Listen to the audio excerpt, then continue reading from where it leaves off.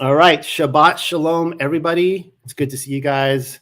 This is our third week doing Torah portions. And you may notice right now, my setup is a little bit different. Also, if I come in choppy for you guys, do let me know in the comment section. I'll try to fix my Wi-Fi. Um, the setup's a little bit different this week. I am in a hotel room right now in Jacksonville, Florida, and I am on my way down actually from this point forward going west along the panhandle of Florida for our ninth annual winterization. We spend every winter for like 3 months. We finish out the year here in the Gulf Coast right on the beach. So by next week, I will be in another location. And because my children are older, I've got 3 children now in a camper. And of course, we usually live like half of the year in our camper just for fun because we really enjoy it. But anyone who has children knows what it's like to have children, to try to keep them quiet in a very confined space. And if I were there right now, you would see them behind me jumping on the bed or something like that. So I think for the next 3 months, I will be renting an office every single week to do these Torah portions. And I'm, of course, excited to be here with you guys. As you guys can see, I've got Miss Pamela here with me tonight. And she, of course, is the translator of the Paleo Hebrew. And, to be honest here, I've been like struggling keeping my head above the water. I mean, this is new for all of us going through the Paleo. And she's going to help take us through it this week. So I'm looking forward to that. Pamela, Shabbat Shalom. And I'm going to hand it over to you for a couple of minutes here. And because I know a lot of people have questions about the translation process, how you're translating to Paleo Hebrew, and maybe there's some other things you'd like to clarify as well. And shalom to everyone. I guess the first thing that I noticed there's some confusion about pronunciations and how I translate the words. First of all, the Paleo is not modern Israeli Hebrew. These are 2 different languages. And modern Israeli Hebrew, it depends upon these nakud to decide what vowels are being used and how something is pronounced. That is not the case in Paleo Hebrew. Paleo Hebrew contains what are called stealth vowels, and so these symbols come with a vowel sound attached to them. So I know that for some of you it's new and different, and I hope that you will sort of have grace and patience as we go through this. This has been a unique process for myself. I've had moments in my life where I what you'd say was inspiration, songs, the Ruach giving me songs or words or whatever, but I have never, I guess you'd say, had this. It's really almost an obsession. I was talking to Rebecca about it. It's almost an obsession where you're just like, you feel driven to do this, and thinking about it when you're laying down, when you're sleeping, and when you get up in the morning. It's just it sort of consumed me. Genesis just consumed me, and so it was a unique process in my life. And to translate from the Paleo it's you translate also, the words, what the words mean, but also you're looking at the root of the word, the 2 parent, the parent root, and so that you're trying to find the deeper meaning and not just a superficial meaning. You realize there's something going on here that I didn't realize was going on. He's trying to tell us things. He's opening up the books for us. And so I hope that you will have patience and understanding while we go through this process of learning what Allah Hayam has to say to us. So I hope that helps, um, at least where you understand where I'm coming from. Yeah, and I should have. I was thinking about this while you were talking. I should have clarified that Pamela. I think you probably started your Paleo translations with the Psalms. Am I I correct? did. I did. Yeah, I did. yeah. And so she started. It was, I don't know how many years ago. I saw some documents she was passing around online about her Paleo translations, and they happened to be on one Psalm or another. And I picked up a copy and I started reading it, and I said, Pamela, this is really good. Like, this is really engaging. And I, the way you lay this out, and can I publish this? And she's like, sure. And so we started publishing them on there. And pretty soon, we have two books, 2 volumes of the Psalms from the Paleo that she has completed. I think there's going to be 5 in all when you're finally done, except of course, right now she's occupied translating the entire Torah. So for probably, we should probably just dive right into this tonight, because I think there's probably a lot we want to say on this. Now, I am on a trying to, let's see here. Hopefully this is going to work. Nope, that's not going to work. All right, here we go. So I'm on, I'm on one computer tonight. So as I was telling you guys before, there's this jumbo screen right next to me. It's huge. It's like a drive-in theater in here in this hotel room.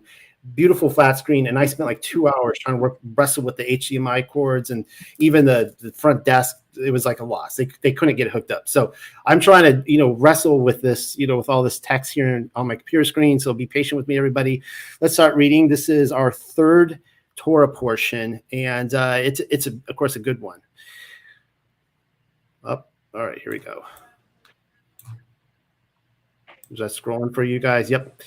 History of the House of Abraham, book the 2nd. I also noticed, Pamela, that I got so used to saying Abraham with a V, but you have a B here. So is there, feel free. I'm not asking you, but feel free to comment on that at some point tonight. And here we go. Yahuwah, the ever-living, said to Abram, walk from your land and from your kindred, the house of your fathers, to the land to which I will direct you. And I will make you a great nation, and I will make your name celebrated and greatly valued. And you shall exist as a benefactor, and I will barak those who kneel before you. And as I explained before, barak is like the word bless. Pamela is not, too fond of the word bless, and she puts barak in here. And curse those who lightly esteem you. Now, this is the first time, my understanding, that we see in Scripture the blessing and the curse, the barak or the people can choose this. And in all the families of Adamaha shall become benefited from you. So Abraham walked, as Debar al-Yahuwah, the ever-living, had told him. And Lot, that would be Lot, walked with him, and Abram was 75 years old and is going forth from Charan. Abram also took, I've been practicing this all week, and I'm going to wrestle with this, Pamela. Sharaya. Did I get that right? Sharaya. Yeah. Which you guys know as Sarah, but it would have been Sarai. Yeah, Sarai, before she became Sarah, of course. His covenant woman. And Lot, the brother, and the whole of his property which he possessed, and the slaves which he had acquired in Haran or Charan. And he went forth to walk the land of, that would be Canaan, but Canaan. Thus he entered the country of Canaan. Then Abram traveled in that country to the village of Shechem, and as far as Ahuan, Raha, and the Anuya, the Canaanites, were still in the land. All right, I'm going to just, I'll read this whole thing and then I'll talk about it. Yahuwah, the ever-living, also appeared to Abram and repeated, I will give this country to your descendants. So there built an altar to Yahuwah, the ever-living, who had appeared to him. And remember now, we're doing a tag team here with Alahayam, the Most High, and his son, the heir, Yahuwah. So notice who it is that is calling him out. Notice who it is promising that this will be his land forever. And, eventually in this study, we're going to get to Deuteronomy, where it talks about, the lands were divided up and who gets the promised land. It's Yahuwah. So notice who's doing it, right? This is his land, and he's calling Abraham out to it to make this covenant with him. Really interesting. So there built an altar to Yahuwah, the ever-living, who had appeared to him. Afterwards, he removed from there to the hills at the east of Beth-el and pitched his tent with Beth-el at the west and Ha-ayah to the east. There he also built an altar to Yahuwah, the ever-living, and called upon the name of Yahuwah, the ever-living. Then Abram marched on the journey and proceeded to the south. All right, now, there's really hardly a better passage of scripture that describes what is expected of us in our present day journey than what we just read.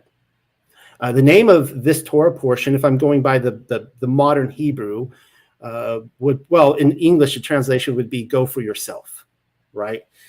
Abraham is personally called out of Babylon by Yahuwah, the son of Eliham. He was called out on a journey and told to be obedient. Now, in the past, I traditionally, one thing my father was really into literature was Pilgrim's Progress. And he had me read that book when I was a little boy. And I remember that scene when Christian, he flees from the city of destruction. He makes a conscious decision to step foot out his door and start hauling it. And who are the two people that follow him? Obstinate and Pliable. And these two, they're actually, they're gaslighting him. They're mocking him. And they're like, you're the crazy one. He's waking up and he's realizing how sinful and wicked this world is. And, the controllers over him and all this stuff, he wants out of there. And they're coming in and being like, we need to calm you down. Something wrong with you. And I think all of us could I would assume most of my listeners can, relate to that. When you two kind of woke up to the reality of the world, how Hasatan has his grips on this world and he's lying to us, right? And, the normies, they'll say things like, oh, yeah, well, yeah, he lies. We know that, but he wouldn't lie about that or that, like that. Come on now. I mean, he's not lying about that stuff. It's like, no, he's actually lying about everything. He's a pathological liar. He was the father of lies, and he lied from the very beginning, and he continues to lie. That's all he can do. So if he's controlling the narrative, he can't help but lie. Yes, he can put truths out there, but he still lies, right? And but so with Abraham, he is given a promise which he will never see fulfilled in his lifetime. Okay, I really want you guys to think about this. He's called to this land, but even, he's told that even, his children are going to go to slavery in Egypt. We'll get to that part. He's never going to see the fulfillment of the Messiah, and yet he is obedient. That's what we need to keep in mind. It's what separates most from the mindset of this particular patriarch. And I constantly encounter those who appear to be in this journey we're on, this the search for truth, because we're in the quote the last days, and it's all going to end soon. They're going to get that validation in their lifetime. See, I told you so. Stars are falling. We're in the last days. You didn't listen, and that's why they're in it. They can't seem to, and I hear these complaints. I can't seem to go on. My life is a mess. I just wish it would all end soon.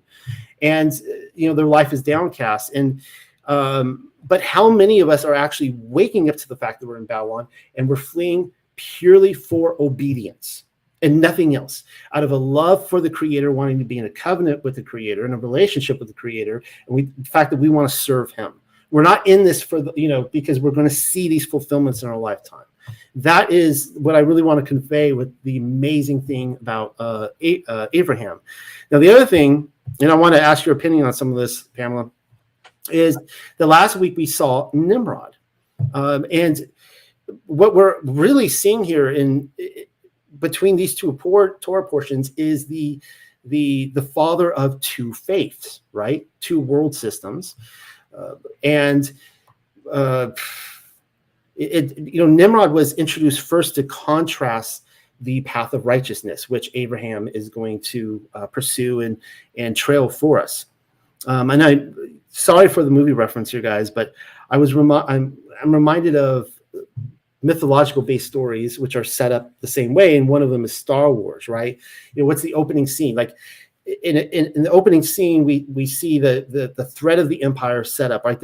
This empire has its clutches on humanity, and the big baddie walks into the room, Darth Vader, right? And he's dominating, he's controlling, and then they set up the bad news right before they take us to Luke and then and Obi-Wan. And it's kind of similar in this fact that he steps out in faith as well to follow this mission, right?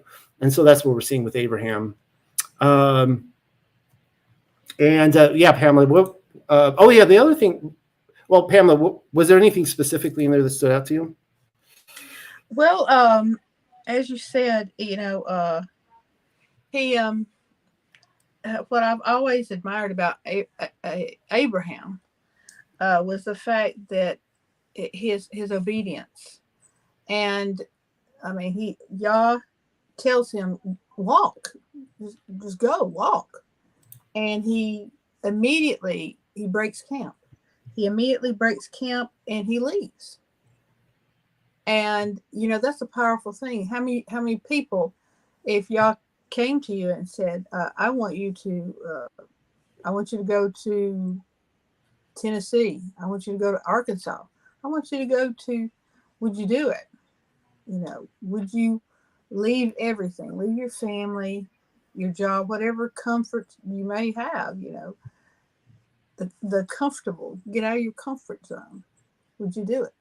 So that's what I've always admired about Abraham, is because he did do it. He did do it. Probably people thought he was crazy, but he did it. So we know what really stands out to me here is at the very end when he builds an altar to Yahuwah. Now, if we're looking at Yahuwah as the Father, which I always did, Yahuwah or Yahweh, I would go, okay, yeah, I mean, build an altar. Okay, that's what people do in the Old Testament. But, and I've said this time and again, but it gives me chills to see stuff like this and to hear all the accusations about how, Jesus or Yeshua or Yahusha, he's never in the Old Testament. He's just invented in the New Testament. He just shows up. Even in Christianity, I was told like he was revealed finally. But it's like, no, like if Yahuwah is the son of Allah Hayam, who is revealed as Messiah, Yeshua, it's there. It is. There he is, right there. Like he is building an altar to the Son of the Most High. I think that's a really exciting thought that he, just to see that there. So hopefully you guys are picking up on that too. Before I read on, Pamela, is there anything else? Well, just like you said, he's just if you knew how what moved me was the fact that he's interacting with their lives. It's not, a lot of people have this idea, the man upstairs, how many times have you heard someone say the man upstairs? I've been talking to the man upstairs. And it's like, he's at a distance, but he's not at a distance.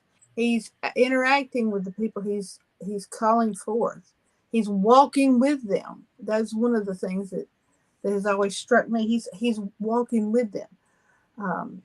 You will really get it, in the Exodus, he's walking with them. So, yes, it's a powerful thing when you realize he's been there all the time. We just missed it because of just, things, the way things were translated. So. One more thought before we move on is, he's already left now. And in the, I was looking at some different midrashes. I told you guys I'm going to try to keep away from other texts, but there was this great line in this is of course rabbinical literature, and there's this great line in the midrash from BARASHAYATH, so the midrash from Genesis, and it's a whole context of talking about Terah, the father of Abraham, and how he was a merchant of idols. And you guys know the story, like in Jasher, where he goes and smashes up idols. Well, there's this great line in there. It stuck out to me. And his father is protesting because Abraham says, do these idols do any good? Do they speak to you? Do they listen to you? This kind of stuff. And his response in this one line, it is the way of our forefathers. How many of you have heard that? Like, you're trying to pursue the Father's ways, his instructions in righteous living, his set apart ways, and people tell you you're wrong. This is not the Father's will. You're not supposed to do this. And you ask them why. Like, if you try to get the root of why you're so opposed to this, like, usually they don't want to tell you it's because they don't want to be obedient, but you will hear this answer time and time again. It's because this is the tradition of our fathers. So it's just interesting to see, Abraham set out, and even, according to the Midrash, it's the same excuse his family was giving to him as why he should not step out, because you are now going against the tradition of our fathers, right? Our fathers will not be proud of what you're doing. You're an embarrassment to the family, that kind of stuff. All right, moving back. Abraham's visit to Egypt, or Matzarim, or as you call it here, Matzarah-Yamaha.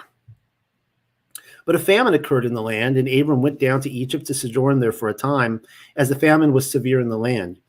And as they were approaching Matzarah-Yamaha, or Matzarim, he said to Sharayah, his covenant woman, "See now, I know you are a fair woman, and it may be when the Matzarim see you, they will say, 'This is his covenant woman,' and they may murder me and keep you alive." Obviously, Sharayah, I can't, but it's so, I'm having a hard time. Sharayah. Pamela, can you say it one more time? Sharayah. That sounds so much more beautiful than how I'm pronouncing her name. Sharayah. That's actually really beautiful, actually. I mean, she was, a drop dead gorgeous woman. She's rarely painted that way. But, obviously, yeah. And they may murder me and keep you alive. Say, therefore, that you are my sister.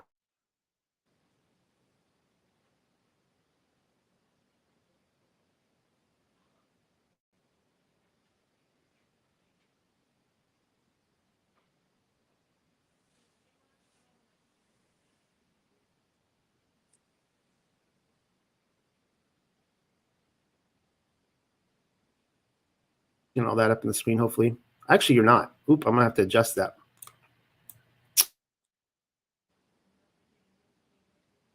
I don't know if it's me or you. No, it's me. Reason. Can you guys all see that now? Hopefully you guys can all see that now. All right.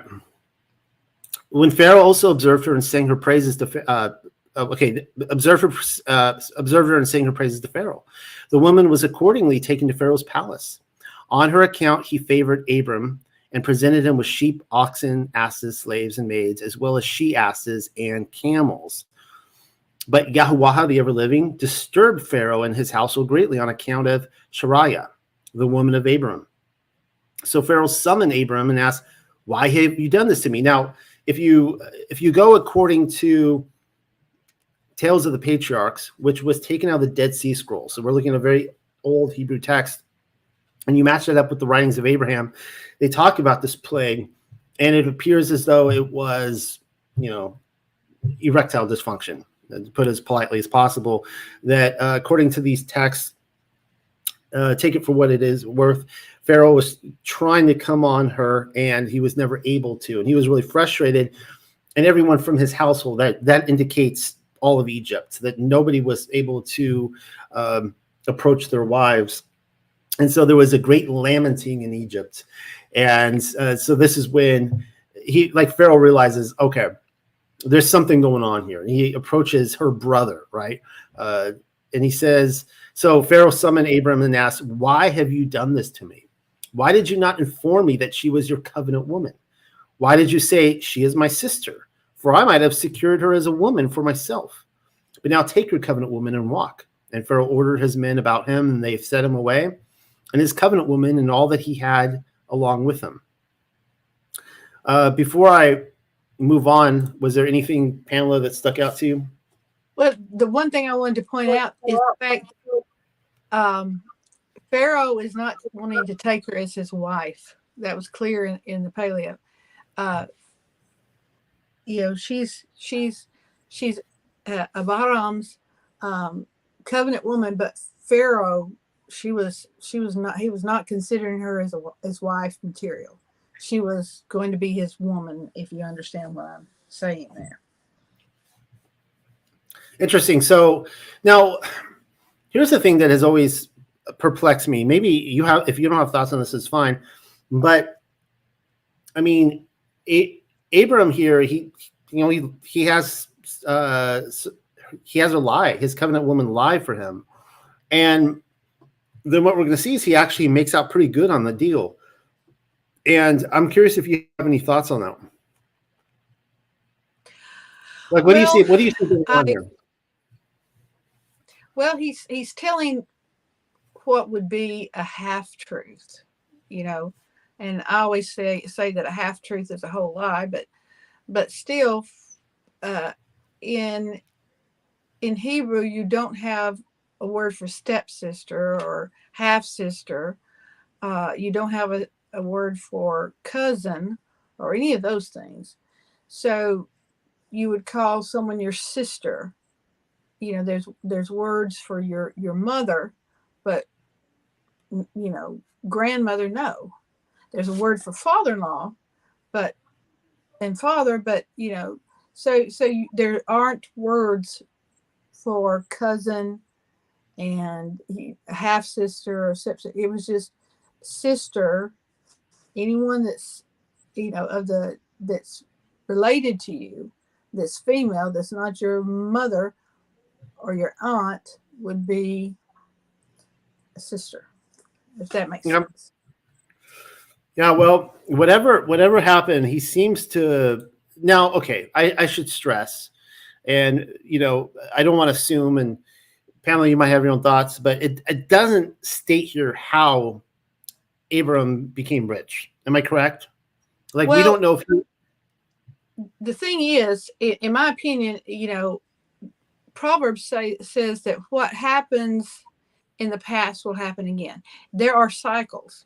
And Shariah, she represents the children of Israel who are taken captive by the Mitzrayim, or the Mitzrayim.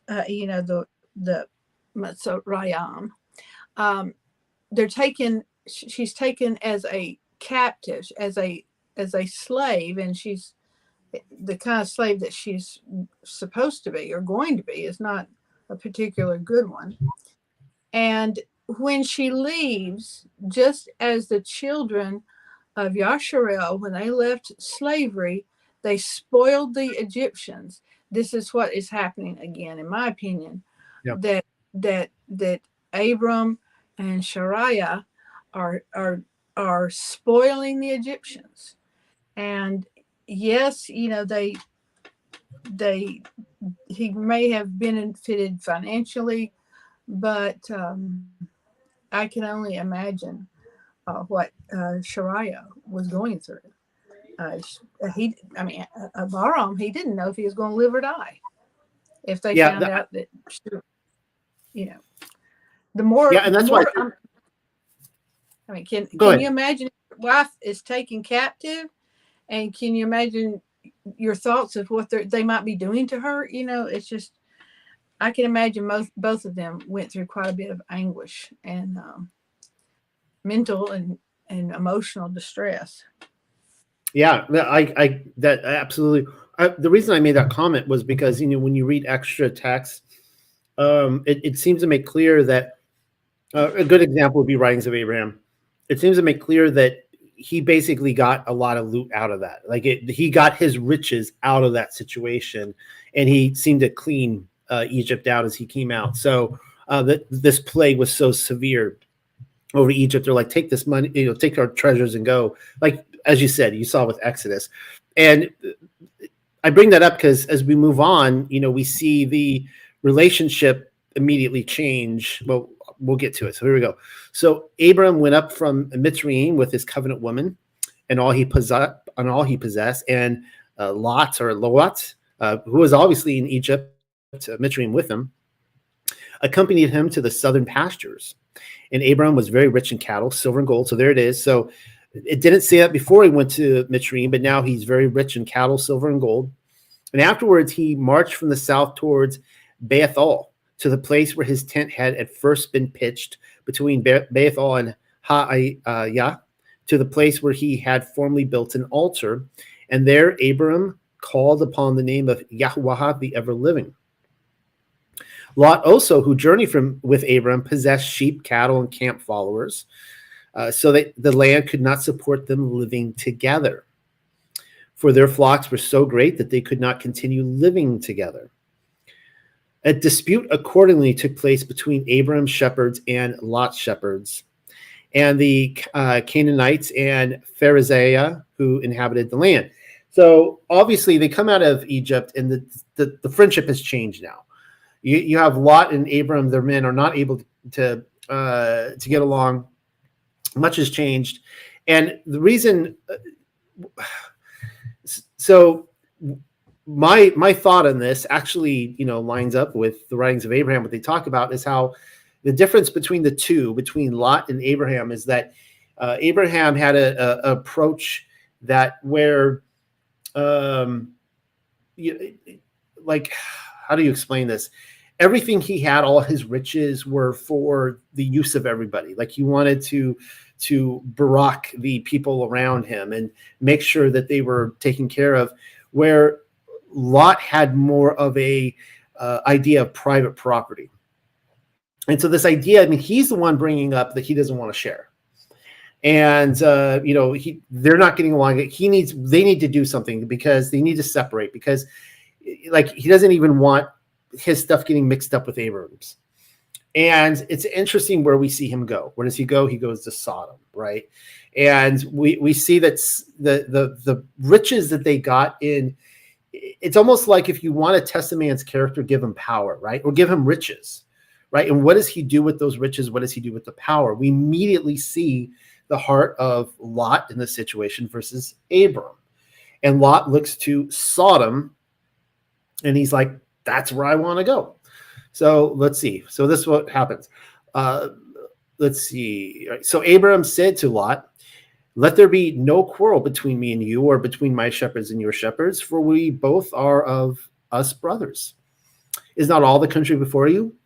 This is amazing what he says right here. I ask you to separate yourself from me. If you take to the left, then I'll take to the right. If to the right, then I'll go to the left. That is an amazing individual right there. That, a guy who is so wealthy and he's not power hungry. He has a servant's heart, and he's, yeah. And obviously, he believes in the promise that was given him from Yahuwah as well about the land. So, Pamela, did you have any thoughts on that? Well, let me just finish this paragraph here. Let's finish this thought. Lot therefore looked up and observed all the district of the Jordan, that it was everywhere well watered, before Yahuwah swept away Sodom and Gomorrah, or Amaraha. It was like the garden of Yahuwah, from the land of Mitzrayim to the land of Zayar. So the whole plain of the Jordan pleased him, and Lot removed camp towards the east, and they separated from each other. Abram accordingly settled down to dwell in the land of Canaan, and Lot settled down to dwell in the villages of the plain, but he resided at Sodom. The men of Sodom, however, were very wicked and sinful in the presence of Yahuwah, the ever-living. Let's just finish this section here. I don't know if you guys can see, I have this blinding light right here, and it is like this big bulb, but it's the only light I have in this corner of the room. Otherwise, I'd be really dark, and it's you guys probably see the sweat just dripping down. It's so hot. This is burning bulb. Yahuwah, the ever-living, said to Abram, after Lot separated from him, look upward, and from the place where you are, take a view northward and southward and eastward and westward. For all the land which you observe, I will give to you and to your race for time of long duration. Yu'alam. Now, I love this scene, because here he is. I don't know. I can't visualize. I can visualize modern Israel. So I can, where Hebron is, and, Jerusalem. And then you go, if you go east from Jerusalem, you go down into, you go past Jericho, right into the plains. And then if you turn to the south from there, you can go, I mean, right as you hit the Jordan River, you go south, and then, you've got the, where Sodom and Gomorrah was, the city of the plains, where the Dead Sea is now. So I don't know if Abraham was looking south or if he was looking east from his position as he's watching Lot leave with all his possessions, all his cattle, his family, and his servants and his slaves.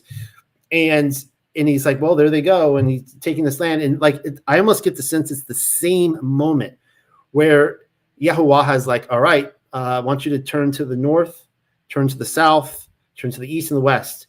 I'm giving all that to you. And it's almost like, this was almost like, I don't know if it was a test or what, but it's no coincidence that right as Lot is leaving, because they can't get along, and Abraham lets him go there, that Yahuwah is like, yeah, even what Lot is going through right now, you're going to get that.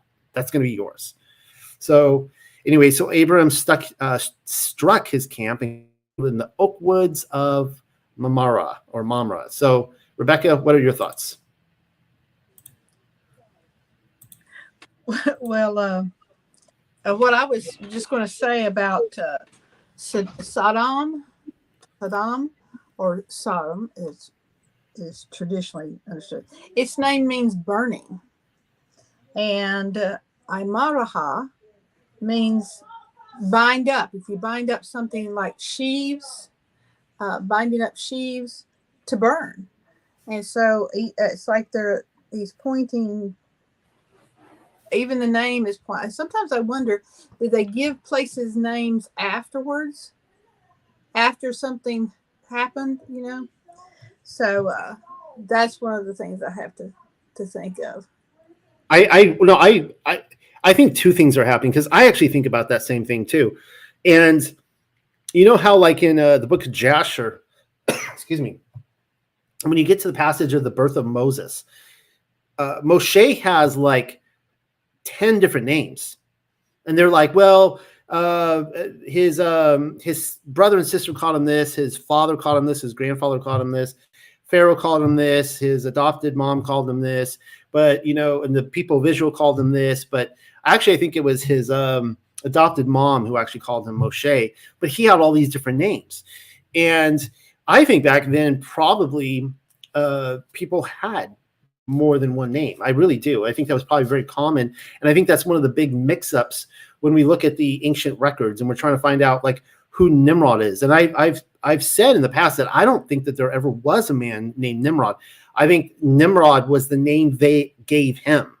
I don't think that when he was, I can't say that, but I don't know that when he was ruling on the earth that his name was Nimrod. It might've been something else entirely, using my Moses example. Now, when you're looking at like the Kolbrin and other ancient texts in Egypt, and they're talking about some of these same people. They talk about the Abraham figure, and they call him, I can't remember his name. It's something completely different.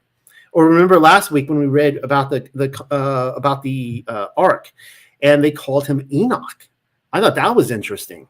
Like they called the man who built the ark and went on to Enoch. And did Noah have some association with the name Enoch? His was great grandfather, I believe it was.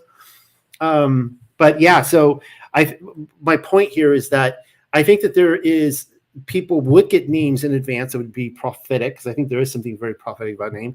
But I think a lot of people got names afterwards too. And because you were telling me beforehand about like the names of the kings of Sodom. Like what were their names and what did they mean? The king of Sodom, his name is Barai, and it means son of evil. And the king of Amaraha, which is Gomorrah, his name was Barashai, which means son of wickedness.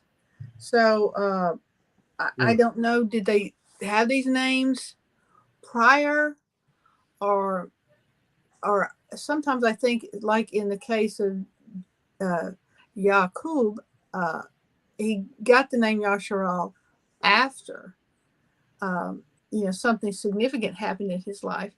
So I think probably that's what happened with some of these. They were renamed after the fact.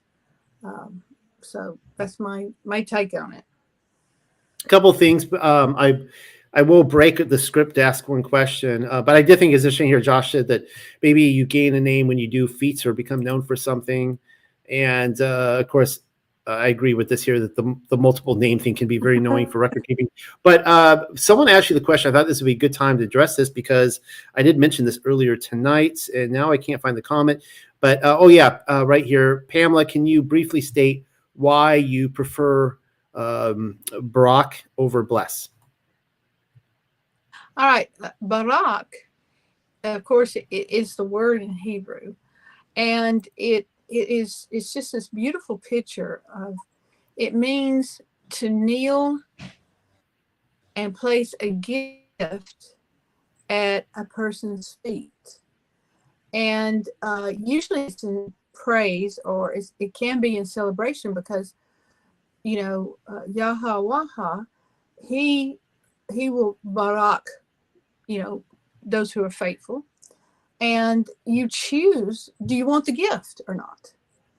Do you want this gift? Or do you want, as you've stated before, do you want the gift or do you want the curse? And growing the etymology of the word blessing, I'm really not, fond of the etymology of the word, but also in the South, it's almost like a curse in the South, because somebody said, well, bless his heart, or blessing, it actually has a negative connotation in Southern culture. So I want, one of the things that I want to do is for people start thinking in terms of the way that Yah thinks. That's what we want to do, right? And we want to see these people in the context of their culture and what the names, these words really mean. And it's just, blessing is just, it's a fuzzy word. It can mean too much. And so I want to get back to the original thought, I guess you could say. Yeah, thanks for. Yeah, no, thanks. And I wanted to. I thought it'd be good to hear that now, because I'm sure there'll be plenty more Baruchs coming up throughout this study, and so people kind of have a story on that. And the other thing that the double meaning word. The other one here in the South is sir. You call someone sir out of respect, but it could be also very threatening. Call them sir. And in the religious community, the word is brother. That's one of the things that it's like, it can be just, it can have like, it could be cheap currency to me, because, people will call me brother, and it'd be like, really, like, am I really your brother, or are we being a little, that's, passive aggressive or something right now. It's always hard to gauge what someone means when they call you that. But anyways, getting back to this, before I, have to lay out on the ottoman and get into shrink talk. All right. War of Abram with the 5 kings. Oh, you know what I almost did tonight. Last week, you guys recall I read from that incredible passage about Noah/Enoch and the big boat he built that, destroyed the world with the flood, based on the Colburn. Well, the same book, just a couple chapters over, talks about this very battle that goes down with the 5 kings, Sodom and Gomorrah. And well, I'll wait till I read that passage. It's like a paragraph down, and then I'll talk about it a little bit. I'm not going to do it because I want to do a whole separate study on that, and I don't want to ruin it. There's some incredible things in there. But it was now in the reign of Amraphel, king of Shanuar, and then we see Erayuak, king of Elasar, Kedorlaomer, king of Elam, and Thudal, king of, looks like Goyim, Gauyam, the Gentiles, and they waged war with Barai, king of Saddam, and with Barashay, king of Amaraha, Shanuab, king of Adamaha, and Shamabar, king of Zabayam, and King Belay of Zar. And all these were defeated in the valley of Shadayam, now known as the Salt Sea. So it's kind of interesting, like where the Salt Sea is, that whole body of water, it was in there where that battle took place. They served Kadaralamar for 12 years, but in the 13th year, they rebelled. Accordingly, in the 14th year, Kadaralamar and his allied kings defeated the Rephaim at Ashathiroth's horn.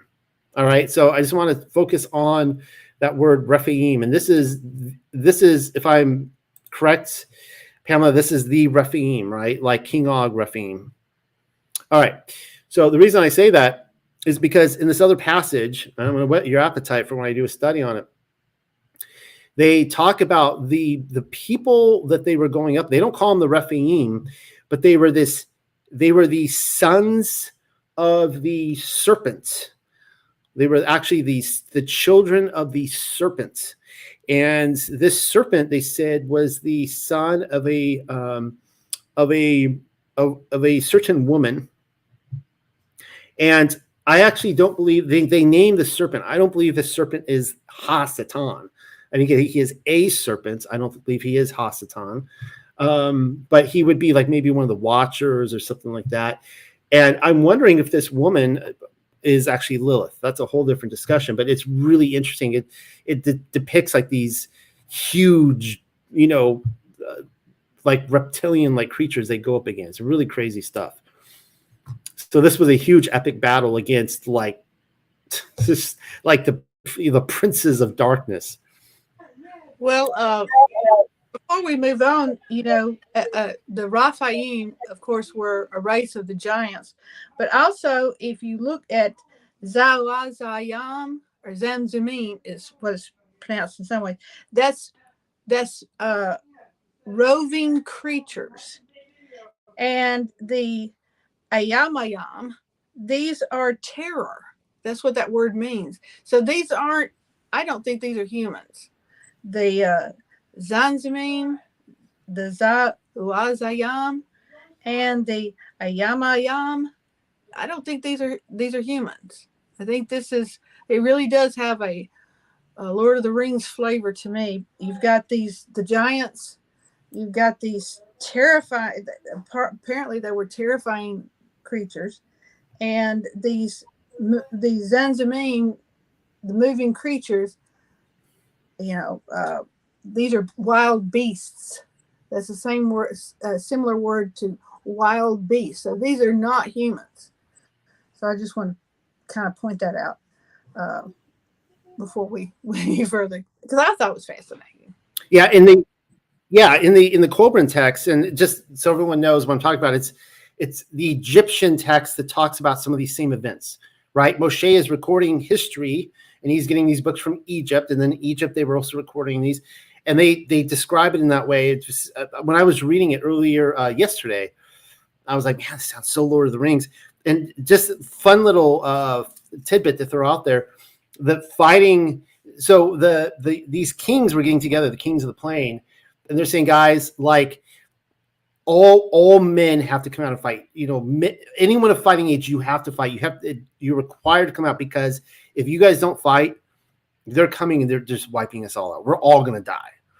And interesting enough, on the side of the kings of the plains fighting against these Rephaim, or these serpent creatures, they actually had a wild man fighting on their side, according to the Egyptian text. And of course, he dies in the battle, but really interesting stuff. So there was, according to that, there was a kind of supernatural elements on both sides. Very, very much like Lord of the Rings in this war. Huge epic battle against these like orc type creatures. All right. Accordingly, in the 14th year, wait, did I read this? Okay, so they defeated the Rephaim at the Ashathiroth's horn, and the Zawazayim at Cham along with them. And so I guess that's the word for ham there, right? And the Ayamayam at the Devil's Horns, and wonderful names for towns back then.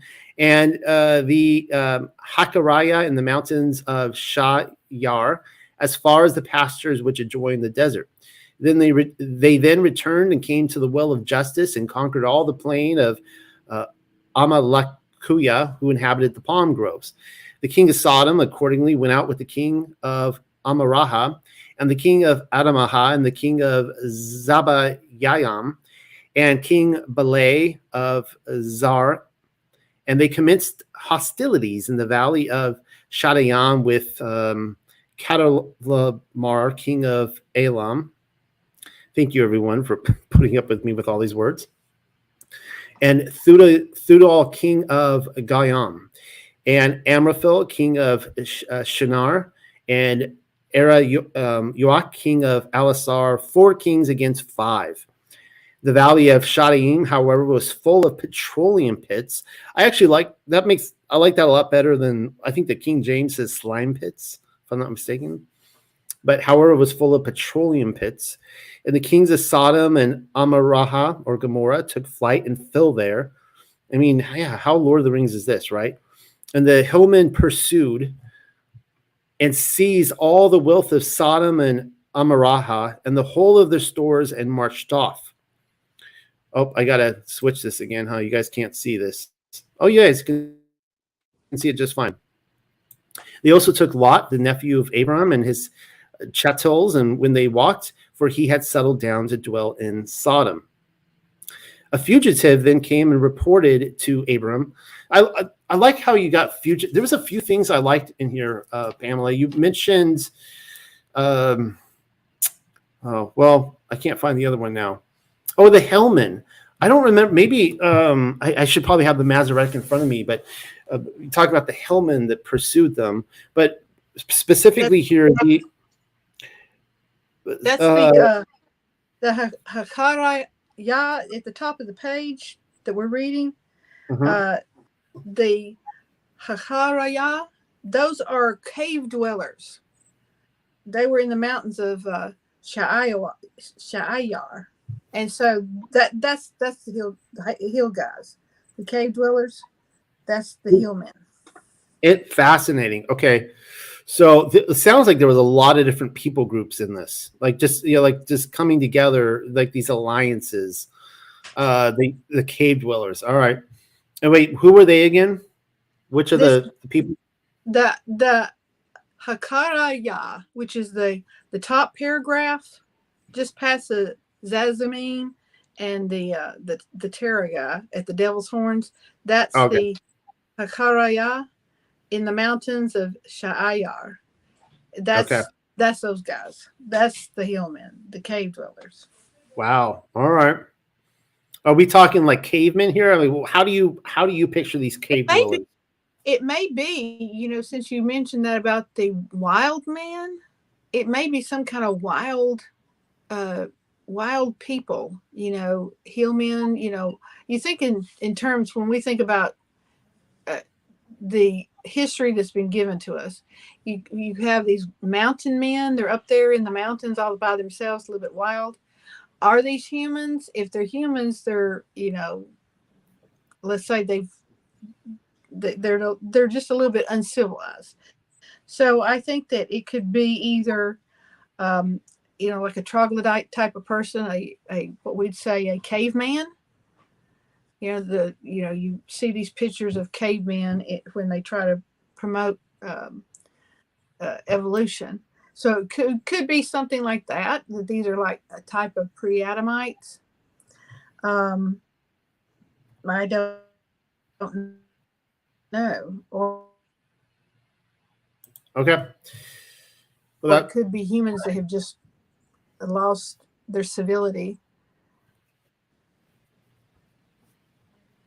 Well, I asked because, I have a lot of questions about the cave dwellers. And, if you talk to any traditional young earth creationists, they're going to say that all the cave dwellers, because that was one of the big thrills in my life to go. When I went to France, I specifically targeted some of the caves. And now if you go to Les Sous or whatever it's called, the most popular cave drawings, they don't allow you to go see the actual cave drawings now. You go to a museum and see replicas. It's kind of lame. But there was one where we were able to take a train down into a cave. And you go down there and you can see the actual cave drawings, and they had woolly mammoths. That was really exciting to actually see that, to actually see real woolly mammoth cave drawings. But, I have a lot of questions about the cave people. Are they post-Babel? Are they, a different, now that the whole Cro-Magnon Neanderthal thing, they finally admitted that they're, that they are not a different type of human, whatever. That they're not like some other race, I should say.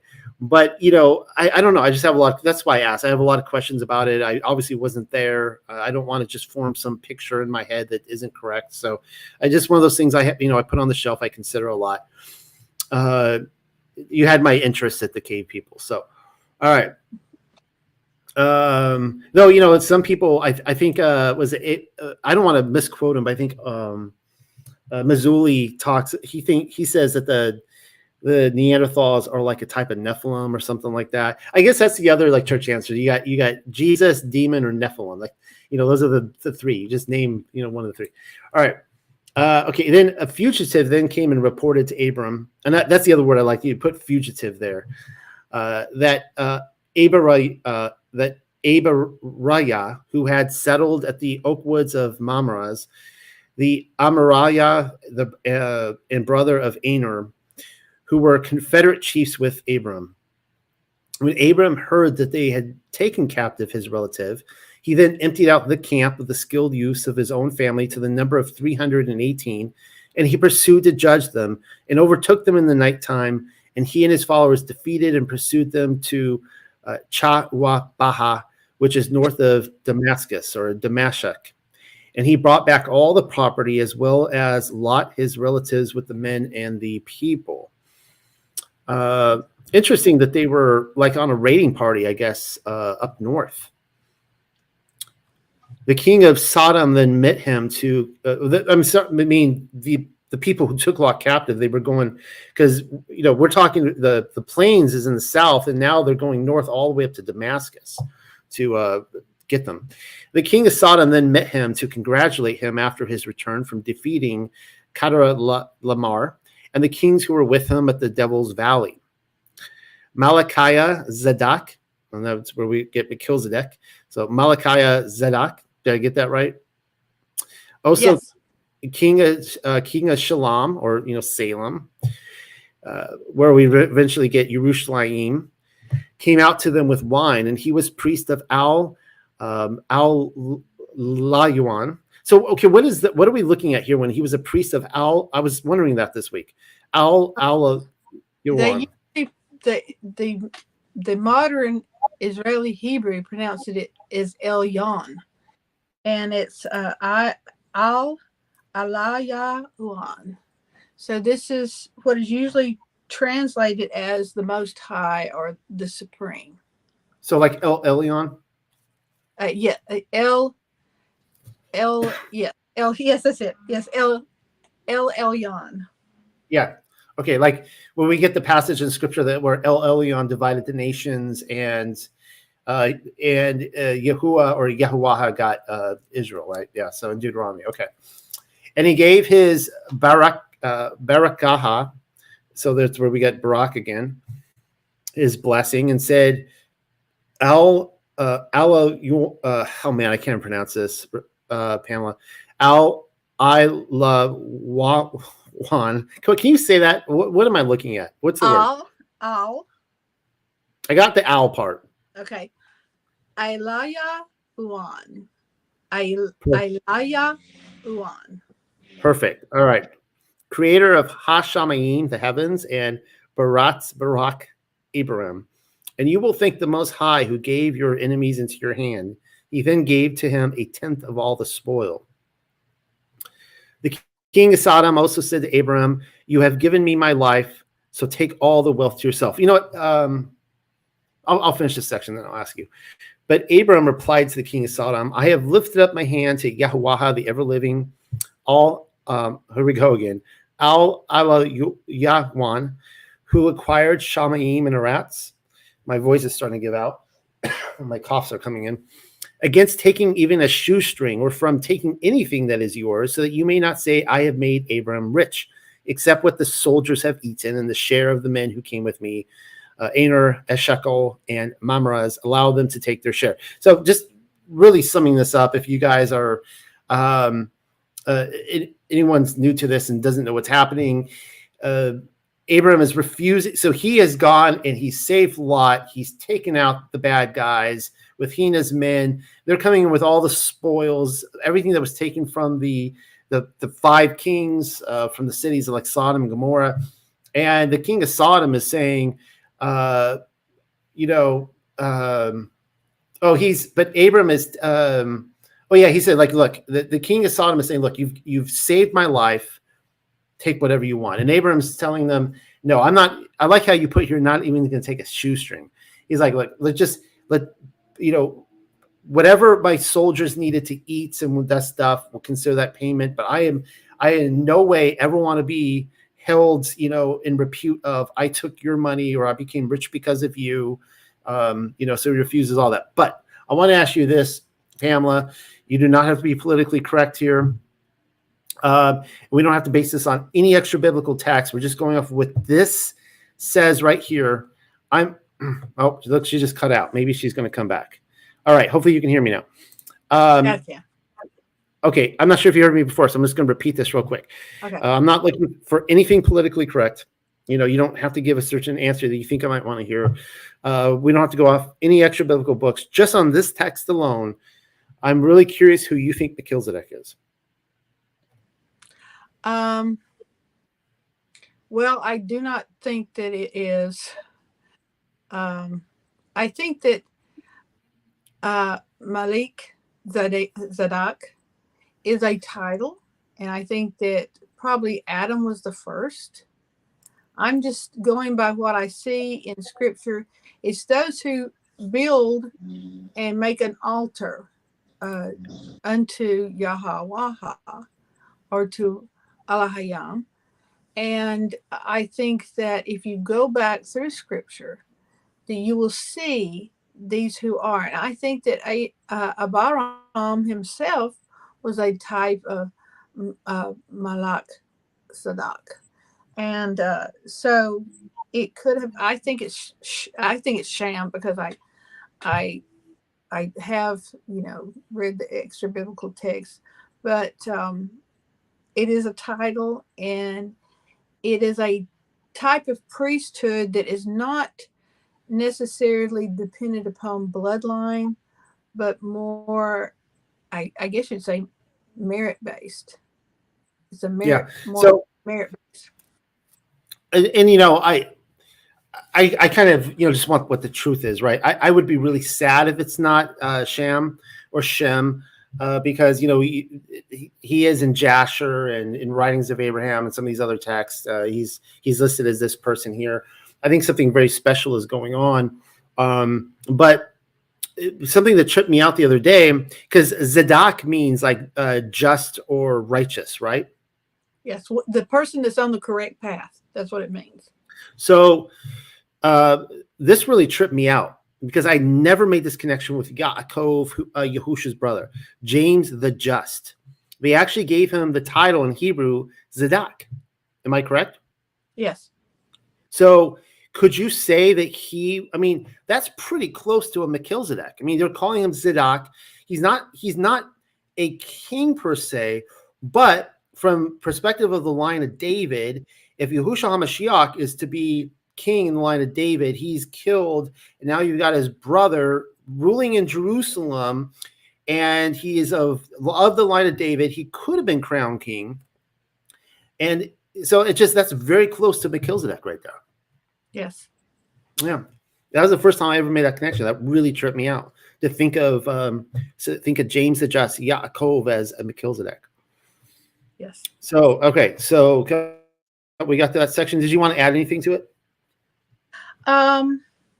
The only thing that I really wanted to point out is the fact that he's talking about Yahweh as one who acquired Shemayim and Aratz. He acquired, and that word for acquired, it means it can mean it means it could be someone who created mean obtained or bought, as in paid a ransom, the redemption for heaven and earth. And so I just wanted to point that out because that was powerful for me. He acquired heaven and earth. Nice. All right. All right. Yahuwah, the ever-living, appears to Abram with a promise. It was after these events that Yahuwah, the ever-living, spoke to Abram in a vision, saying, "Be not afraid, Abram. I am your shield, your abundant reward. I will greatly enrich you." But Abram replied, Adonai, or Adonuya, which would be like Adonai, Yahuwah, why should you give to me when I go childless? And the possessor of my house will be Yazar of Damascus, or would that be Eliezer of Damascus? And of course, according to the Targums, the Aramaic Targums, Eliezer was the son of Nimrod, and he was actually a prince of Damascus. And so, when that would explain why the party that's coming out to wipe out these kings are actually going up to Damascus as well. And so that's one of those things that kind of tripped me out when I first realized that Eliezer was a son of Nimrod, and now he is actually a servant of Abram. And here we just see that Abram is willing to hand over the keys of the kingdom to a son of Nimrod. That's how close, there's a few times in Abram's life where he's just like, I'm not getting an heir. It's not happening. So somebody's going to be an heir. So how about Eliezer? And he's like, no. And then we're going to see later, well, how about, through the son of, through Hagar. And of course, Hagar was, according to the writings of Abraham, but also the Targums, she was the daughter of Pharaoh, and Pharaoh was the son of Nimrod. So and it makes sense, right? If Nimrod is a king that is ruling over a huge swath of land, he's going to take all his different children and he's going to plant them on thrones, right? Secure his kingdom. But so you see time and again where it comes so close to, handing over to Nimrod's people. But anyways, I digress. And Abraham continued, look at me. You have not given me offspring so that the steward of my house will become my heir. But Yahuwah, the ever-living, answered him, saying, that man shall not be your heir, but one who shall owe his birth to yourself shall become your heir. Now, to be fair to Eliezer already had a kingdom. He already had something. I think he was highly placed in Damascus. And he humbled himself and he lowered himself to the point of a servant. That's saying a lot about the heart of Eliezer as well. Eliezer, in my opinion, has a heart on par with Abram. And we'll see that in a few weeks down the road, or within a couple weeks, even more so when we have Yitzhak and Eliezer goes back to Babylon to find a wife, a covenant woman for the person who's going to take away the kingdom from him that he would have been the heir of, right? If he was heir of Abraham, he goes and secures a woman, out of his love for Abraham to give to his son. And I think this guy's a really special guy. I think he got really rewarded for his service and his selflessness. All right. But Yahuwah, the ever-living, answered him, saying, that man shall not be your heir, but one who shall owe his birth to yourself shall become your heir. Then he took him to the open country and said, look up to the sky and count the stars, if you're able to count them, telling him also, thus shall your race be. And Abram supported Yahuwah, the ever-living, and it was repaid to him in faithfulness. What do you mean by that word? They're supported. And Abram supported Yahuwah. So that's the word amanuha, and that word that is usually translated faith, but but it actually means firmness, as in to support somebody. as in propped him up. And I wanted to get back to, as I said, the original meaning of things. Too many times people say, and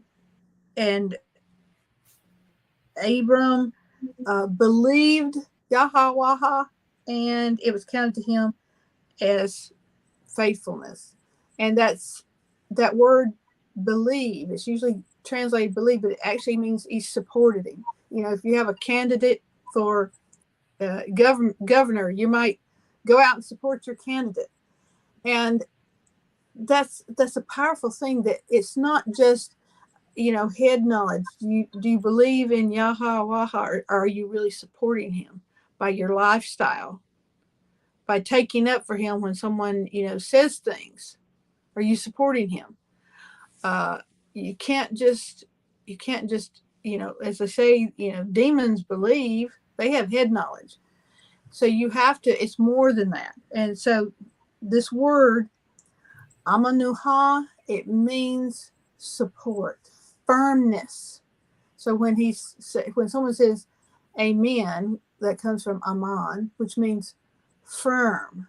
Or, you know, when in scripture it says, you know, when Yeshua said, truly, truly, he's actually saying, aman, aman, I say unto you. And that he's saying, firmly, firmly, I say unto you. So when they always repeated something, they really meant it. That was their all caps to repeat a word. And so that word aman means support, firmness. Yeah, we've had this discussions many times, Pamela. And this passage right here, now it's Galatians, correct? Paul lifts this passage up in Galatians, and it has to be one of the most misquoted passages in all of Scripture. Like whenever we're talking about, you know, we're trying to nudge people, being like, okay, you're saying you're in a covenant with Yahushua HaMashiach, like. There's obedience that comes into that, right? Like let's actually start acting like we're in it, and not just say you know. And they're like, oh no, he just believed, and that's all. You just have to believe. And this passage right here is where they get it from Paul in Galatians, but he's quoting from this. And when you read it in the context of the Torah, like what we're reading tonight, you're like, no way. Like you're seeing a guy who has a heart of obedience and of action. And so I really like how you put supported. I'm glad you were able to explain that. That's good. He also said to him, I am Yahuwah, who brought you from Awar of the Kashadim to give you this land as an inheritance. And I just thought about that. It's so awesome how it's like Adam and Eve all over again, or Adam and Shua. So when we went through the creation story, we see Allah Hayam, he recreates the world. And then we see the second creation event where Yahuwah is creating a garden. This is his garden. It's a garden that he's going to walk through every single day. And what does he do? He wants a high priest in his garden. And so he puts Adam there. I just saw this. I mean, so if this is Yahuwah's land, right? This is his inheritance. What does he want? He wants a high priest. He's bringing in a high priest over his land. And it's just showing us where his heart is, Yahuwah, that, you know, his heart is, you know, for, you know, his creation for men. Like it's just, I just got like really, really awesome stuff. All right. So I'm gonna have to repeat this because I don't even know where I left off. I get so excited. And he took him to the open country, said, look up to the sky and count the stars if you are able to count them, telling him also, thus shall your race be. And Abraham's support it. Okay. But he replied, Adonai Yahuwah. I skipped a couple lines down here. How am I to know that I shall inherit it? Who answered him, select for me a 3-year-old heifer, a 3-year-old goat, a 3-year-old ram, a turtle dove, and a young pigeon. Taking all these, he split them in the middle and placed each part opposite its neighbor, but he did not split the birds. Then the kites descended upon the carcasses, but Abram drove them away.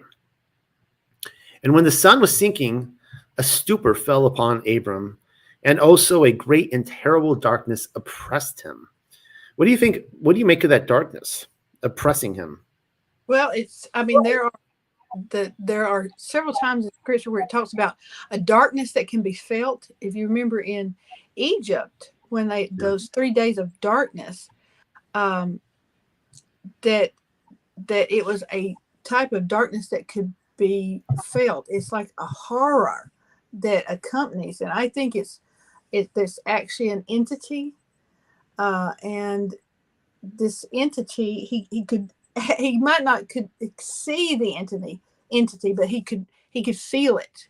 He could feel its presence in the darkness, because in the time in Egypt, it said that it was so dark that they couldn't even see the person next to them, the brother right beside him. So he could sense the presence of this entity. He just couldn't see it. Interesting. He then said to Abram, "Know this and be assured that your race will be strangers in a land not their own, and they shall enslave them and oppress them for 400 years.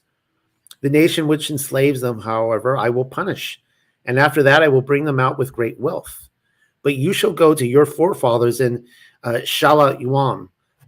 Excuse me. You shall, I really like this line that you put in. "You shall be buried with beautiful gray hairs."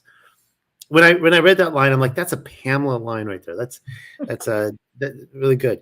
Good writing, good literature. "And in several generations they shall return here, with the sins of the Amariah will be complete."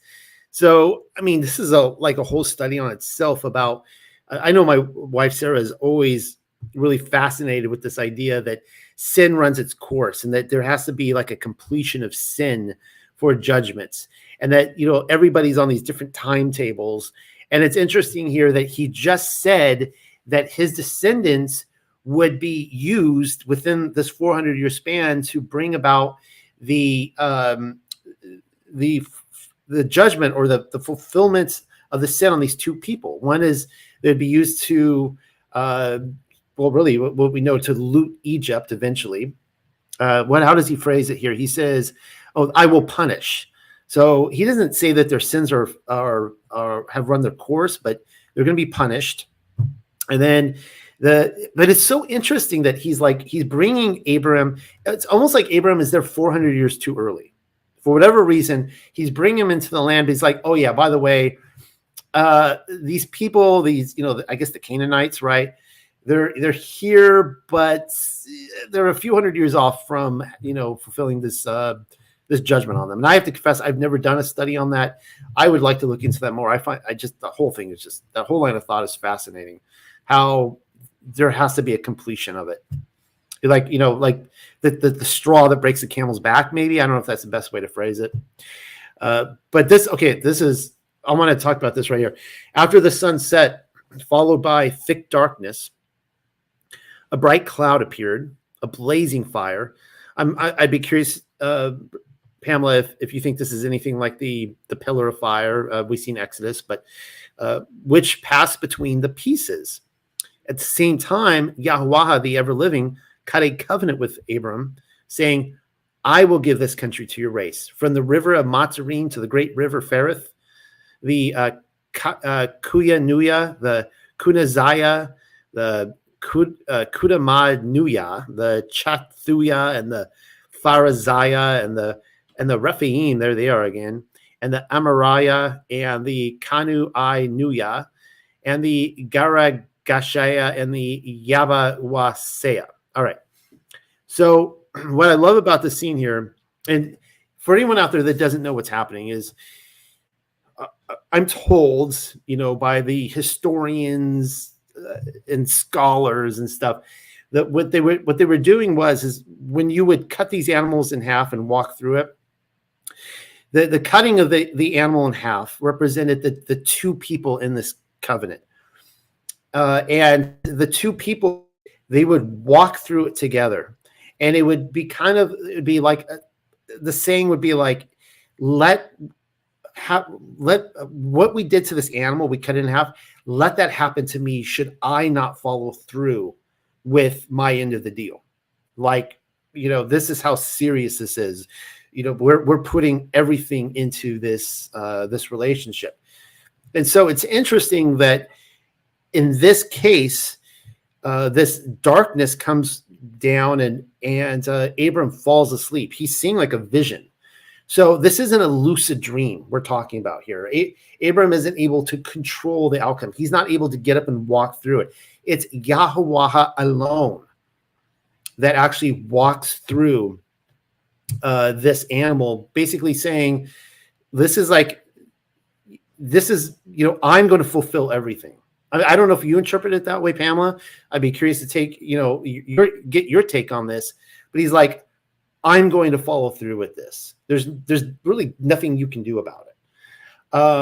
That's my take on it. I could be wrong, but this was one of the things when Pamela and I were in the early talks about Yahuwah. Is this the same person or entity as Yahushua HaMashiach?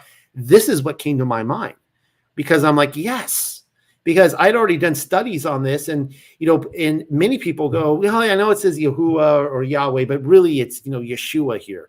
Well, that's because he is Yahuwah, and so when he's walking through this, he literally does fulfill it. He goes all the way to the end by living a life on the earth as the Messiah, and ascending to heaven. So what are your thoughts on this, Pamela? Was I off on that? Would you agree?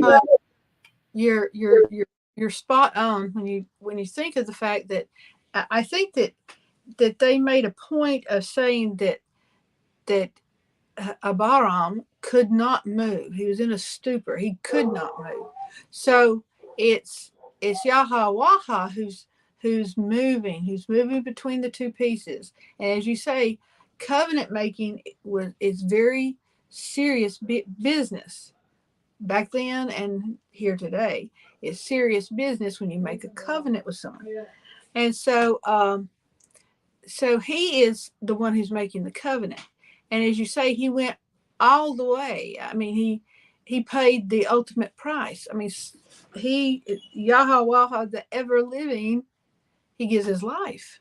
He gives up his life to redeem and bring humans back into fellowship with him. So it's a powerful thing. The fact that it's like, I'm willing to do whatever I have to do to keep this covenant with you and your descendants. So it's a powerful thing. All right, let's keep reading. Yahuwah, the ever living, appears to Abram with a promise. Wait, did I? Oh, hold on. Oh, I just read that. Okay, I was jumping around here, seeing how much we had left. So Shariah, say one more time, please. I really struggle with this. Shariah. I did. I got it right. Yes, I got it right. Shariah advises Abram to marry Hagar. Here we go. Now, Hagar, of course, if you're going with extra biblical books, where Hagar comes into this is through, she was Pharaoh's daughter. And so when they looted Egypt and they came out of Egypt with all these riches, they came out with Hagar. She was Shariah's or Sarai's servant at this time, or,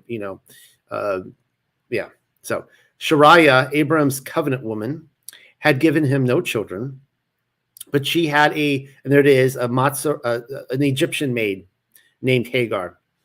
So Shariah said to Abram, see now, Yahuwah the ever-living has kept me childless. Therefore have intercourse with my maid. Perhaps she will have a son for me.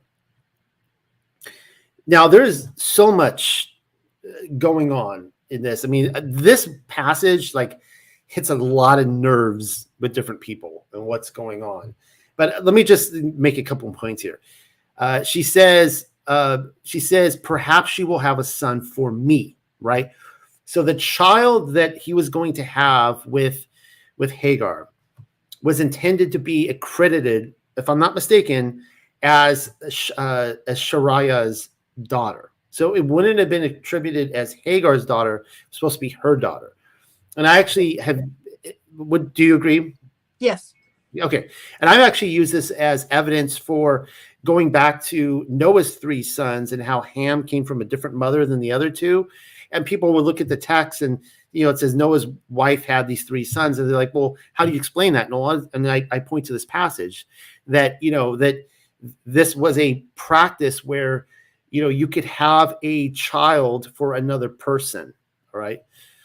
So anyways, you have that there. I will also point out that when you get like into the polygyny debate, and as soon as you bring that up, people are gonna like, I probably just got an unsubscriber just now, just for saying that. What's interesting here is that it is Shariah who actually invites this other woman into the union, and I am a firm believer that everybody needs to keep to their marriage vows. And so if you took marriage vows with your covenant woman, your wife, to honor and cherish her, that doesn't, you have to keep to that. And actually Yahusha says that in the book of the Nazarene, when there's a scene where Mary Salome comes up to him and she's speaking for a friend, right? She's like, what about, I know this woman, she puts it this way, like she's not speaking about herself, but I know this woman and her husband doesn't sleep with her anymore. And what do you say to that? And his response was, well, he needs to keep his end of it. Whatever understanding they came into this marriage with, he needs to keep to that. So if he came into this covenant relationship with the idea that he would be in that relationship with her, he can't hold that back from her. So I say this because a lot of the people, when they come into the understanding of the Torah, they get into the Hebrew roots, you get a lot of guys who are getting really excited and they're like, I can get more wives, right? I'm saying this because I get asked this question a lot. I get a lot of phone calls privately about this, a lot of people talking about this. And I like to use this passage. I'm like, look, whatever you have to honor your wife, whatever your marriage, whatever your vow was to her. And this is why this is so important in this passage, that he's not going out and be like, that's it, I'm getting another woman. He never does that. It's his covenant woman who actually brings this relationship on. Just wanted to point that out. Food for thought for everybody. All right. And Abraham listened to the voice of Shariah. That's a nice way to put it, that he listened to her voice on this one. Oh, sure. Yeah, I guess I will take this woman into my tent. Thank you I'm doing that just because you brought that up. Therefore, I don't want to make light of it, but it's just the way it's worded.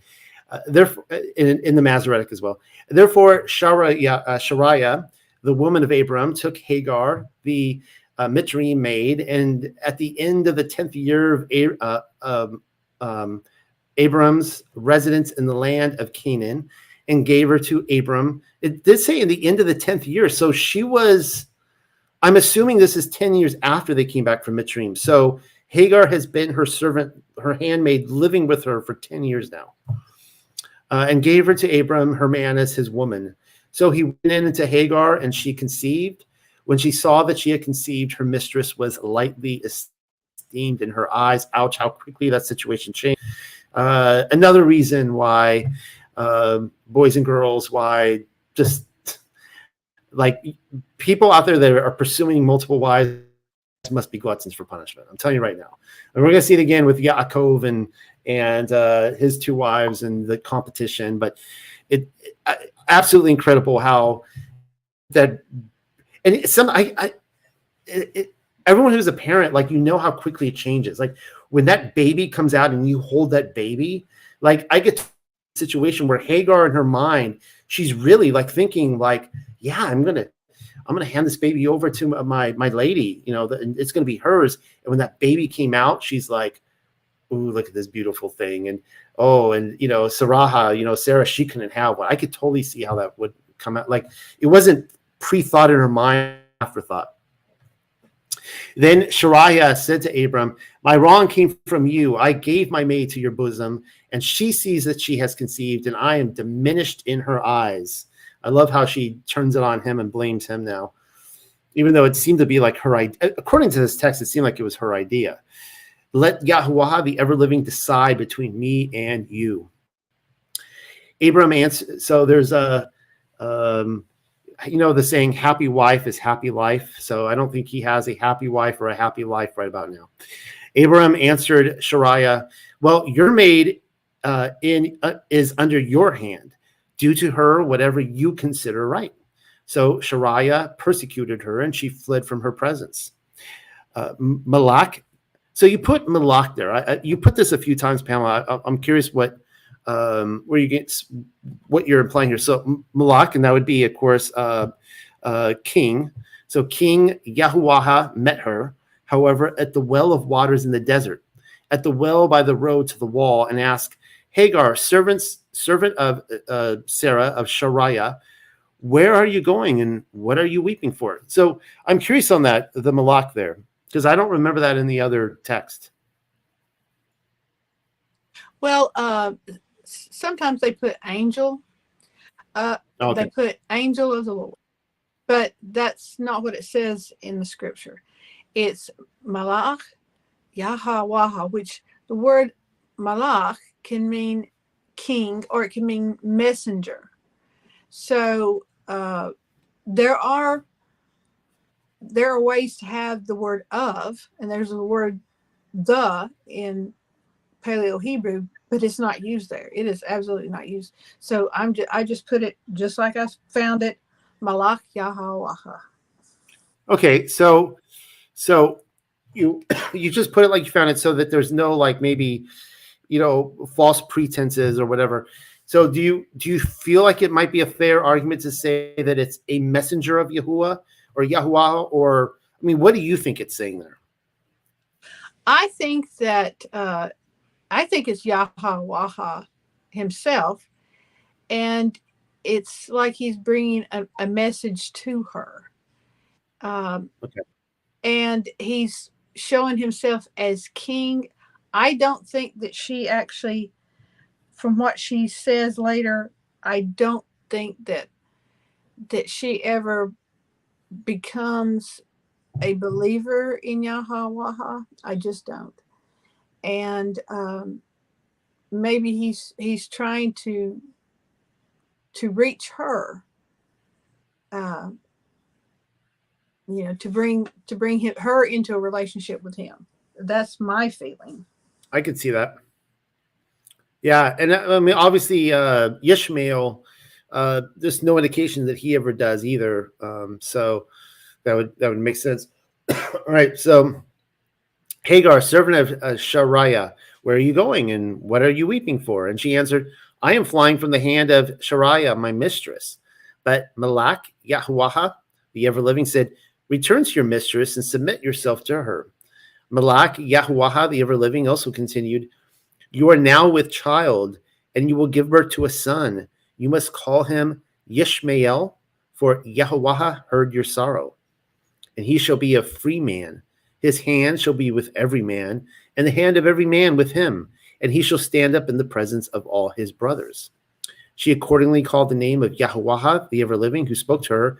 You are Al-Ra'ayah. Have we encountered that word yet? No. We have the all part, and it's, you know, I'm wondering here, is she really saying you're the all who the authority, the strong leader who sees me, or is she thinking maybe he's Ra, the sun god, or something like that? But so she might be confusing him with Ra. I think she is. I think she's confusing him with Ra, and it's Ra'aya, and it means the one who observes me. And I personally think that she got mixed up. She thinks it's Ra, and that's kind of funny. She's calling him like the one who observes me, because it's like you like know all this stuff about me. You're apprehending me. You're observing me. So that's kind of interesting. Yeah. All right. So see, you guys probably never thought you would learn that this week. I learned that. That's really crazy to think about. I can say this, for I have lived after he appeared to me. So the well was named the well of the vision of life. It is situated between Kudash and Barad. And Hagar gave birth to a son to Abram, and Abram called the name of his son by her Yashmael. Abram was 86 years old when Hagar gave birth to Yishmael to Abram. The second appearance of Yahuwah to Abram and the promise of a song to Shariah. Sorry, that's a typo. It should say son. Oh, that makes sense. Well, everybody should know that, I didn't say this earlier tonight. I'll just remind everyone that as Pamela goes through here and makes revisions, which, for all of you help to support this, I appreciate it. That anyone who has purchased this PDF in the past, she's going to make revisions, and anyone who's purchased will just get the revisions. But it's, appreciate that, guys. And it's all part of the process. My voice is giving out, so hopefully I can make it for the next 20 minutes. 96 years old, Yahuwah, the ever-living, revealed again to Abram and said to him, I am Al Shaddai. Now, this is Chris El Shaddai. This is the first time that I'm into the scripture, correct? Because we haven't seen this since or yet. And this means, Pamela, the destroyer, correct? It means, it actually has two different meanings. It is a strong leader who lays waste or destroys. It can also mean like a powerful authority who levels the field, as in harrows the field. You know how when you plow a ground, it has these furrows, and he levels the ground. And so both it carries this idea of destruction. If you guys remember, several months ago, I gave a presentation on the from the Kolbrin when it talks about the Exodus account from the Egyptian perspective, and they see the Hebrew Elohim in the sky. He comes down to destroy Egypt, and they call him the destroyer, and they him as the Hebrew Elohim. So it's interesting calling him the destroyer, and that's one of the meanings of El Shaddai, of Al Shaddai. I am Al Shaddai, walk before me and be you perfect. It's quite the thing to say after giving that title. And I will give me in between you, and I will increase you very, very greatly. Abram then fell on his face, and Elohim declared to him, saying, Behold, my covenant with you, and you shall exist the father of many nations. So your name shall be Abraham, for you shall be the father of a noisy multitude. And I will make you very fruitful, and I will make nations and kingdoms proceed from you. I will also cause my covenant to rise up between myself and you, and with your descendants after you from generation to generation for length of days, to be of Elohim to you and your seed after you. I will also give to you and your seed this country where you are a foreigner, the whole land of Canaan for a possession for length of days, and I will exist of Elohim to them. Allah. So this is interesting because now, so keep in mind, the person who was just speaking here was Yahuwah, who calls himself Al Shaddai, but now we're going to Elohim, the Father. Elohim also repeated to Abram. So you guys see that switch there? Elohim says, now this is the covenant which you shall keep, as well as your seed after you in their generation. This is the covenant which you shall guard between myself and you, and your seed after you. Circumcise every male of them, and they shall be circumcised in the foreskin of the body, distinguishing mark between myself and them. And upon the 8th day, every male shall be circumcised. Whether born of the family or purchased for money. Also, he is not of your race. Did you get that right there? So people will tell you all the time, Jewish. What are you, Jewish? I'm like, no, I'm not Jewish. I'm not. Don't have to be that race. This is right there. He is not of your race. Everybody, everyone in the covenant. If you consider Abraham your father, you could fall into the category of let's see all the categories you can fall under here. Let's see, every male born of the family. So maybe that's not a purchase for money. So you could be born in the family, purchased for money, or just not of your race, right? You could be just grafted in. So whoever is the child of family or bought for money shall be circumcised. And it is my covenant in your body as an everlasting bond. But the degraded male who has not been circumcised shall then become separated from my people because he has broken the covenant. So it seems pretty important. Alahayam further said to Abram, Shariah, your covenant woman, that caught me by surprise there. I didn't realize I was reading her name, shall no more be called by the name of Shariah, for Sarah. Okay, now we got a new one here, Pamela. Sharaha. Is that correct? Sharaha. Sharaha. Or Sharaha. Sharaha. Well, I have my wife's name in there, Sarah. I like Sharaha, but Sharaha sounds good too. Sharaha shall be her name, and I will barak her, and also give you a son for become the mother of nations and of kings, of peoples. And fell upon his face and laughed and said in his heart, when I am 100 years old, and will Sharaha also, when 90 years of age, have children? Then Abraham said, it's interesting there that he's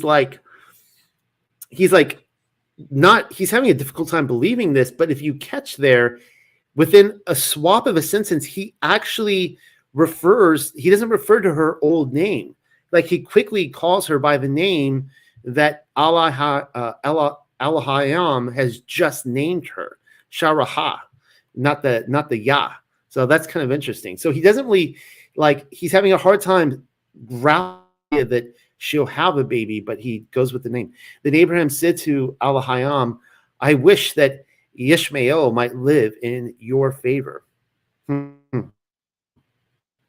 That's interesting. So he really wants, Abraham clearly loves his son Ishmael, and he wants him to be the one. Isn't it interesting how Abraham keeps choosing these different people? He chooses Eliezer, and he's like, nope. And he's like, well, how about Ishmael? Nope. And he's like, oh, come on. You can't find, but it's one of those things as a parent. I just had a year and a half ago, my daughter, Rivka, and I remember before she was born, and we didn't know if we were having a boy or girl.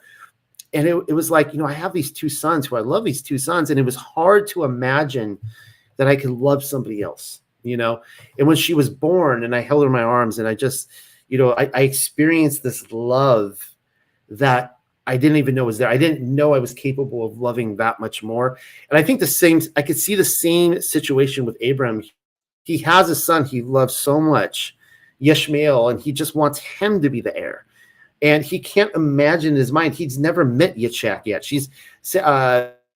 Sarah's not even pregnant yet. He can't even fathom what it's going to be like to love this child. But we know that he loves Yitzhak very much. And I'm trying to remember how much further I'm. I think we're almost done. It's I right think after this is it right here. Yes, this is it. Yeah, this is the end of it here. Yeah. So, any more thoughts? And we got a few more minutes. Anything you wanted to that stood out to you? This whole thing you wanted to comment on? I think the main thing that I just wanted to point out in that section was about the Al Shaddai. Regardless of any songs that are written, that's a scary name. It's not like the Amy Grant. It's not like the Amy Grant song. No, it's not like the Amy Grant song. This is not a fluffy name. This is a scary name, and I can see, if you think in terms of, as you say, from the viewpoint of the Egyptians, Al Shaddai, when the children of Yasharel left Matzrayim, that country was destroyed, and that's what he does. He levels the field. And so that was the main thing I wanted to point out in this section. Something I was thinking about this week was because we saw starting out this portion that it's the first time where Yahuwah talks about the barak, the blessing, and the curse. And he's saying anyone who baraks you or honors you will be, receive that barak and return that blessing. And so I'm thinking here about Ishmael and the fact that he becomes the father of princes. He becomes the father of nations. And these people, they honor their father Abraham. And just like that, they have been, as a people, they have been barak, right? They have been blessed. And so this idea, Abraham becomes the father of a multitude of nations, representing not only the nation of Israel, but also of the Muslims. All right, now I'll just give you guys a few bits of food for thought here. When it comes to those going up against the New World Order, I know it sounds like I probably just jumped into this totally other tangent, but modern day rebels, those who exhibits the idea of the modern day rebel against the New World Order better than Islam. Anytime you have a people group being villainized by our controllers, that causes me to turn my gaze. I mean, it's almost like in the movie, I'm going twice to Star Wars now. In the Return of the Jedi, when the Ewoks are going up against the Empire, that's like Islam, guys. Like they're like in the tribal people on the desert, and they're taking down the Empire, right? Now, Christians exhibit a hatred towards Islam. The excuse I so often hear is that the Muslims are hateful towards us first. Well, is that so? I don't know. I'm trying to figure this whole mess out. There's also passages in the Quran which speak of Allah destroying the infidels. Christians will point this out. See, look what it says. He's going to come and destroy the infidels. Well, if you guys, think about it, Isaiah 66 says the same thing. Yahuwah is coming to destroy the goyim, the pagans, right? So, we have the same text themselves that they could look at that and go, wait a second, look what your Bible says. Well, then there's their opposition to Zionism, right? Islam, which Christianity has fallen head over heels for, particularly right now, this conflict going on in Israel once again. So it's like the way I see this between Christianity and Islam, it's like we're all standing in the same room, arguing, trying to shout over the other person, accuse the other person, and nobody is listening. So I want everyone to understand, okay, what I'm not saying. I am not supporting the Quran.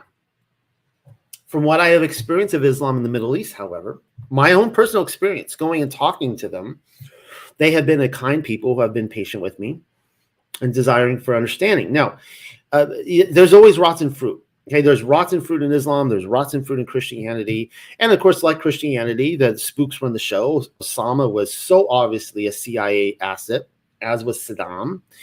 The intel community is running them and pimping them out, just as they do with different communities like Black communities and Christian and all sorts of stuff. And so it seems like both sides are rather gullible to our short season control. My point here is that perhaps we can find a mutual respect for each other on the basis that we are all children of Abraham. Now, we could talk about salvation and all that kind of stuff, but I was thinking about that in the Torah portion this week, where it says that those who honor him will be blessed. And I can't think of a people group that really puts a focus on, that they also are the children of Abraham and they bless them, and just food for thought.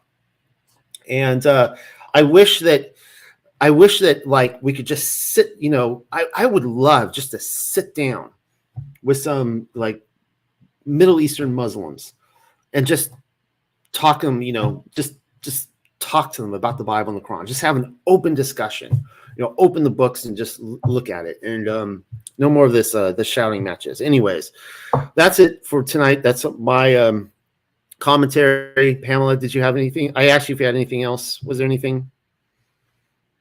No, I think that was it. It was just, I always thought it was kind of funny. it says that in the very self same day that Allah Hayam gave Abraham the institution of circumcision, he had his whole household to be circumcised. Can you imagine that conversation that he tells his whole household that very day? He hears it and he tells them, and apparently they either loved him or obeyed him enough that everybody was circumcised on the day that Allah Hayam gave the circumcision. It was done. There was no waiting period. Yeah, you have to wonder. I mean, we're never given any indication that some people left, but I guess maybe they couldn't. I mean, I wonder if there were any freedmen there that, among him that go like, yeah, we're out of here. We're never given that indication.